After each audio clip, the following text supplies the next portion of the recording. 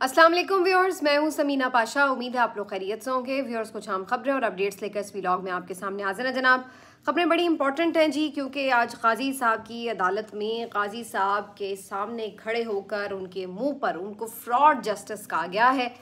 और ये वाक़या क्यों कर कैसे पेश आया, 63A आर्टिकल की जो तशरीह वाला केस है नजर सानी का, उसके अंदर आज क्या कुछ हुआ। वकला का आज एहतजाज भी था, आज कितना मौसर रहा वो। इसके अलावा एहतजाज का दायरा कार आपको पता है आज मियाँ वाली, बहावलपुर और फैसलाबाद में भी पहुंच चुका था। और यहाँ पर किस तरह का एहतजाज जारी है, इस पे बात करेंगे। कुछ मज़ीद चीज़ें इस डिस्कशन में लेके आएंगे, आपको बताएंगे कि मियाँ साहब अब कब लंदन जा रहे हैं और क्यों। इससे हवाले से भी जुड़ी कुछ खबर है। आपसे रिक्वेस्ट है कि चैनल को सब्सक्राइब कर लें अगर अभी तक सब्सक्राइब नहीं किया। सबसे पहले अदालत चलते हैं जनाब, सुप्रीम कोर्ट ऑफ पाकिस्तान, जहां पर आज 63A रिव्यू पिटिशन आपको पता है उसकी समाअत रोज़ाना की बुनियाद पर हो रही है। मतलब है कि ये इतना का कोई इंपॉर्टेंट केस है, आप अंदाज़ा लगाएं काजी साहब की फुर्तियों का, कि डेली बेसिस पर इसके ऊपर समाअत हो रही है। हालांकि ये सारा जो मामला ये कितना कंट्रोवर्शियल है ये सबको पता है, और इससे जुड़ी हुई है आईनी तरमीम जो कि आइंदा चंद दिनों में आने वाली है। लेकिन बहरहाल काजी साहब आज जब ये केस सुनने के लिए तशरीफ़ फरमा हुए तो वहाँ पर जो बैरिस्टर अली ज़फ़र साहब हैं, उन्होंने ये बात कही कि आज मैं थोड़े तल्ख़ दलाइल दूंगा। और उन्होंने दो तीन जो कानूनी निकात हैं उसके ऊपर आवाज़ उठाई। पहले तो उन्होंने कहा कि ये जो पिटिशन दायर की गई है 63A रिव्यू की, ये टाइम बार्ड है, टाइम गुजर चुका था, उसके बाद ये रिव्यू पिटिशन दायर की गई है।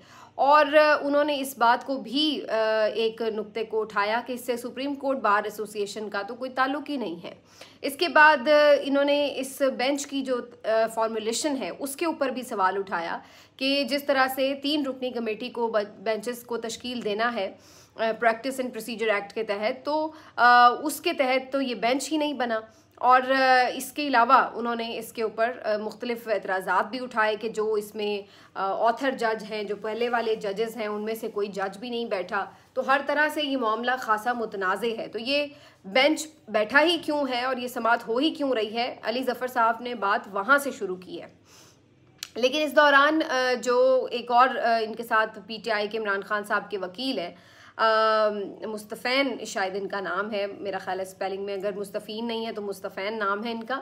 मुस्तफ़ैन काज़मी साहब जो हैं ये आज सबसे ज़्यादा लाइमलाइट में आ गए। उसकी वजह ये थी कि मुस्तफ़ैन साहब ने रोस्टम पे खड़े होकर काजी साहब से ये बात की कि आपका जो ये बेंच बनाना है ये सारा अमल गैर कानूनी है। इस पर काजी साहब भी तल्ख़ हुए, तो उन्होंने जवाबन और ज़्यादा तल्ख़ होकर काजी साहब को उनके मुंह पर ये कह दिया कि आप फ्रॉड चीफ जस्टिस हैं और आपने आइन और क़ानून का मजाक बना के रख दिया और आप ये जो कुछ भी कर रहे हैं ये गैर कानूनी है। तो इस तरह से वो ज़रा ज़ोरदार अंदाज में बोले काजी साहब के सामने। काजी साहब को ज़ाहिर है ये बहुत नागवार गुजरा। उन्होंने कहा कि ये क्या बदतमीज़ी है, आपको मैं पुलिस से कह के बाहर निकलवा देता हूँ। तो उन्होंने कहा कि निकलवा दें, इससे ज़्यादा आप कर भी क्या सकते हैं, हमारे भी बाहर 500 वकला खड़े हुए हैं, फिर हम भी देख लेंगे। तो वो भी उन्होंने ये बात कही। खैर इसी दौरान फिर ये सारी तल्ख़ कलामी हुई, गैर मामूली वाक़या था, इस तरह कभी होता नहीं है आमतौर पर कोर्ट रूम्स में। बहरहाल पुलिस वहाँ पर आई और उन्होंने ये जो मुस्तफ़ैन काज़मी साहब हैं PTI के वकील, इनको फिर बाहर निकाल दिया कोर्ट रूम से। और फिर बाहर आकर उन्होंने अपने सारी इस वाक़े को एक्सप्लेन भी किया। इस मौके के ऊपर काजी साहब काफ़ी ज़ाहिर है गुस्सा हुए और उनका मूड काफ़ी ऑफ हुआ और फिर वो शुरू हो गए कि ये कोई तरीका है बात करने का। और फिर उन्होंने अली ज़फ़र साहब से भी इस मामले के ऊपर शिकवा किया कि आप लोग क्या अब हमें यूं बेइज्जत करेंगे बेंचेस में आकर। और जस्टिस जमाल खान मंदोखेल भी इस मौके पर बोले और उन्होंने कहा कि बड़े अफसोस की बात है, जो आप लोगों से थोड़ी बहुत हमदर्दी थी आज वो भी नहीं रही। अच्छा, ये बड़ा एक देखने वाला रिमार्क है जो जस्टिस जमाल खान मंदोखेल की तरफ से दिया गया। भाई पहली बात तो ये कि जजेस यहाँ पे क्या किसी से हमदर्दी करने या किसी के खिलाफ होने बैठे हुए हैं। आपके मनसब का तकाजा तो ये है कि आप बिल्कुल किसी के बारे में ना तो कोई खिलाफ रख सकते हैं अपने दिल में जज्बात और ना ही किसी की हिमायत में रख सकते हैं। आपको तो बिल्कुल न्यूट्रल होना चाहिए। न्यूट्रल मीन्स कि बिल्कुल किसी के साथ आपकी किसी किस्म की कोई वाबस्तगी नहीं होनी चाहिए, ना उसके खिलाफ आपके दिल में कोई जज्बात होने चाहिए। ये आपके मनसब का तकाजा है। अदरवाइज़ तो फिर आप जज्बात में अगर इस तरह अपने आप को कंट्रोल नहीं कर सकते तो इसका मतलब तो ये हुआ कि आप फिर इंसाफ नहीं कर सकते। तो ये उनके रिमार्क्स तो मुझे बड़े अजीब लगे कि वो ये बात कह रहे हैं कि जी आपसे हमदर्दी नहीं रही। भाई इसका मतलब है आप उनके खिलाफ हैं, और अगर आप खिलाफ हैं तो आप किस तरह इंसाफ पर मबनी फैसला कर सकते हैं किसी एक फरीक के खिलाफ। बहरहाल साथ ही काजी साहब ने फिर इस मौके के ऊपर अपना गुस्सा जो है वो यूट्यूबर्स पर एक दफ़ा फिर से उतारा और कहा कि अब बस मीडिया में हेडलाइंस बन जाएंगी और बाहर खड़े यूट्यूबर्स जो हैं, डॉलर ट्यूबर्स जो हैं, वो डॉलर कमाने वाले, वो इनको पकड़ के इंटरव्यूज़ शुरू कर देंगे और ये जो है सिलसिला शुरू हो जाएगा। और इस पर फिर जस्टिस जमाल खान मंदोखेल दोबारा बोले और उन्होंने कहा कि इस तरह का तासुर दिया जा रहा है कि जैसे सुप्रीम कोर्ट जो है वो डिवाइड हो गई है, इदारे क्या इस तरह चलते हैं। कल मेरे कज़न ने मुझे ये कहा कि सुप्रीम कोर्ट तो तबाह बर्बाद हो गई है, तो मेरा ख्याल है उन्होंने पूरी बात नहीं की, ये भी उन्हें बताना चाहिए था कज़न को कि ये किस तरह तबाह बर्बाद हो रही है। लेकिन बहरहाल ये सारी आज तलखी हुई। जहाँ तक बेंच पर एतराज़ का मामला था जो बैरिस्टर अली ज़फ़र साहब ने उठाया, तो इसके ऊपर उन्होंने कहा कि जी हम अभी इस पे आपको बता देते हैं। उन्होंने कहा कि पहले इस पे फैसला होना चाहिए, तो उन्होंने वहीं बैठे बैठे काजी साहब ने बाकी जो बेंच में जजेस थे उनसे बात करके कहते हैं जी हम आपकी ये दरख्वास्त मुस्तरद करते हैं, ये आपका एतराज़ ही मुस्तरद करते हैं बेंच के ऊपर। अब ये भी अपने आप में एक बहुत मज़ाहिया बात है कि मतलब आप जो लोग बैठे हुए हैं बेंच में, उनमें से 2 लोगों ने मिलकर ही तो बेंच बनाया है, तो 2 तो पहले ही जाहिर है अपने ही खिलाफ एतराज़ को कैसे जायज़ या नाजायज़ करार दे सकते हैं। भाई अगर वो बेंच को चैलेंज कर रहे हैं तो किसी और को ये फैसला करना चाहिए ना कि बेंच ठीक बना या नहीं बना। वो खुद ही बेंच बनाने वाले हैं और खुद ही फैसला कर रहे हैं कि नहीं बेंच ठीक बना है। और उनके साथ जो बाकी 3 जजेस थे उन्होंने भी साथ हाँ में हाँ मिला ली और ये एतराज़ ही उन्होंने मुस्तरद कर दिया, जो कि ये प्रैक्टिस एंड प्रोसीजर एक्ट के बाद आया था, क्योंकि अली ज़फ़र साहब ने इस पर उठाई थी ये बात कि जस्टिस मंसूर अली शाह साहब का ख़त भी ऑन रिकॉर्ड है। बल्कि उन्होंने कहा कि मैं ये ख़त पढ़ना चाहता हूँ, तो उन्होंने कहा कि जी फिर आप ख़त पढ़ेंगे तो फिर आपको जवाबी ख़त भी पढ़ना पड़ेगा, तो क्या आप यहाँ पे जजेस को एम्बेरस करना चाहते हैं। और उन्होंने फिर ये कहा कि आप सिर्फ रेलेवेंट जो उसका पैराग्राफ है वो पढ़ें। तो हीट तो आज किचन में बहुत ज़्यादा थी, सुप्रीम कोर्ट के अंदर भी हीट बहुत थी, बाहर भी हीट बहुत थी, और आज काजी साहब को इस हीट को बर्दाश्त करना पड़ा था, क्योंकि मुंह के ऊपर सामने चीफ जस्टिस के ऊपर इस तरह किसी को कह देना, ये कोई, मैं ये नहीं कह रही कि बहुत खुशी की बात है, ये अफसोस की बात है। हमें भी अफसोस होता है कि एक इतने बड़े मनसब के ऊपर कोई शख्स हो और उस मनसब की तज़हीक हो या तौहीन हो, लेकिन सवाल फिर वही कि इज़्ज़त या एहतराम आप ज़बरदस्ती नहीं कर सकते और ना करवाए जा सकते हैं। आपने ये खुद कमाया है जो कुछ भी आपके साथ अब सामने आ रहा है। तो अभी तो आप मनसब पर हैं तो आपके साथ ये सब हो रहा है। ये सोचिए कि जब आप मनसब पर नहीं रहेंगे तो फिर क्या सूरत हाल होगी। मुझे शाहिद खाकान अब्बासी की वो बात याद आ रही है, चंद दिन पहले उन्होंने एक टॉक शो में ये बात की थी कि काजी साहब के सामने 2 रास्ते हैं। एक रास्ता तो ये है कि आराम से अपनी इज़्ज़त व एहतराम के साथ मुद्दत मुकम्मल हो और वो रुखसत हो जाएं, और दूसरा रास्ता फिर वही है कि जो आपको फिर जाहिर है एक्सटेंशन दे सकता है, नौकरी दे सकता है, लेकिन फिर इज़्ज़त व एहतराम नहीं दे सकता। और मेरा ख्याल है कि अनफॉर्चुनेटली काजी साहब दूसरा वाला रास्ता जो है वो अपना के बैठ गए हैं, और इसी वजह से अब आप जितने दिन भी इस तगोदाव में लगे रहेंगे, हासिल भी कर लें अगर इवन या ना भी हासिल कर सकें, तो फिर ज़िल्लत और रुसवाई तो मुक़द्दर बनेगी। क्योंकि जब आप इस तरह अपनी लालच दिखा रहे हैं कि एक एक्सटेंशन के लिए आप किसी भी हद तक जा सकते हैं, तो फिर वहाँ पर कैसे कोई आपकी इज़्ज़त और एहतराम करेगा। तो ये अफसोसनाक मनाजिर हैं जो आज हमें एज ए नेशन देखने पड़ रहे हैं, और सुप्रीम कोर्ट के अंदर बैठकर चीफ जस्टिस के मनसब की इस तरह से हमें तौहीन और तज़हीक देखनी पड़ रही है। ये अफसोसनाक है। लेकिन अगेन वही बात कि ये क्यों यहाँ तक नौबत पहुँची, ये असल में सोचने की बात है। बाकी अली ज़फ़र साहब ने आज इमरान खान साहब से मुलाकात की इस्तदा की और कहा कि उनसे वो कुछ मशावरत करना चाहते हैं, तो इसकी उन्हें इजाज़त दे दी गई है। अब उनकी ज़ाहिर है जल्दी इमरान खान साहब से मुलाकात भी हो जाएगी, जिसमें वो फिर आगे उनसे मशवरा करेंगे कि किस तरीके से आगे बढ़ना है। लेकिन बहरहाल जहां आज हीट इन द किचन थी, वहीं पे बाहर भी सूरत हाल काफ़ी गर्म थी, क्योंकि आज वुकला बड़ी तादाद में, बहुत बड़ी तादाद तो नहीं थी, लेकिन पहले से जो पिछला एहतजाज था बहरहाल उससे थोड़ी बेहतर तादाद थी, और हाई कोर्ट से भी मार्च करते हुए वुकला सुप्रीम कोर्ट पहुंचे। लेकिन इन सुप्रीम कोर्ट पहुंचने वाले वुकला को रोकने के लिए बड़ी तादाद में फिर से आज कंटेनर्स वगैरह लगाए हुए थे, और पूरा रेड जोन टोटली सील था। आज तो जो आखिरी एक रोड मारगला रोड खुला हुआ था उसको भी बंद कर दिया गया था, हत्ता कि वहाँ पे जो खुद हुकूमत के मिनिस्टर्स थे उनको भी आने में दुश्वारी हुई। तो ये सब भी आज हुआ। बहुत ज़्यादा पैक कर दिया गया था बिल्कुल शायर दस्तूर को। तो ऐसे मौके के ऊपर फिर वकला जो हैं बड़ी मुश्किल से कुछ लोग पहुंच सके, कुछ नहीं भी पहुंचे, लेकिन बहरहाल फिर भी आज एक बेहतर एहतजाज था, एग्रेसिव थे आज वकला।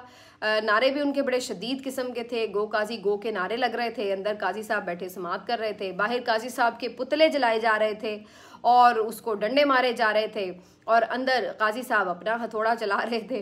तो बाहर सूरत हाल ये थी कि काजी साहब से नफरत का इजहार हो रहा था और सोशल मीडिया उसको कवर कर रहा था, और अंदर सूरत हाल ये थी कि काजी साहब सोशल मीडिया वालों को, यूट्यूबर्स को डॉलर ट्यूबर कह रहे थे और कह रहे थे कि ये सब एक प्री प्लान तरीके से उनको डिफेम करने के लिए किया जा रहा है। लेकिन बहरहाल आज ये अफसोस की बात है कि काजी साहब अभी इवन इस मनसब पर बैठे हुए हैं और इस तरीके से उनके लिए लोग जो हैं ये कलमात कह रहे हैं। अभी तो गायबाना क्या कुछ कहते हैं वो तो कहा भी नहीं जा सकता, रिपीट भी नहीं किया जा सकता। तो ये जी सारी आज की सूरत हाल रही।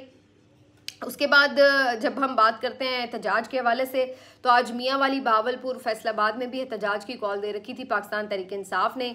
यहाँ पर बड़ी तादाद में पहले से ही 2 दिन पहले से ही कंटेनर्स पहुँचना शुरू हो गए थे और कल रात तक काफ़ी जो इसके मेन इलाके थे वहाँ पर कंटेनर्स लगाकर सड़कें वगैरह ब्लॉक की गई थी।